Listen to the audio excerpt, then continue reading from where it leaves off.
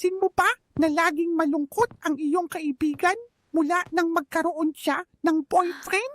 Parang laging may pulang tense, mudlit sa ibabaw ng kanyang ulo. Ang kanyang social at fun needs ay laging nasa red zone. Maaring nasa isang toxic na relasyon siya. Pero ano nga ba ang dapat mong gawin?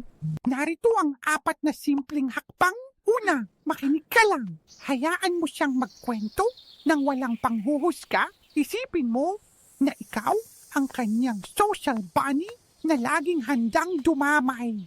Pangalawa, sabihin ang iyong pag-aalala. Gamitin ang ako statements. Halimbawa, nag-aalala ako sa iyo. Ito ay mas epektibo kaysa sabihing masama ang boyfriend mo. Ang goal ay suporta, hindi away. Pangatlo, huwag siyang pilitin na makipaghiwalay. Ang desisyon ay dapat manggaling sa kanya. Ang pagpilit ay parang isang forced action na pwedeng mag-backfire. Pang-4, mag-alok ng tulong. Pwede mo siyang samahan kumain ng ice cream o manood ng movie. Ipakita mo na nandyan ka para sa kanya, anuman ang mangyari.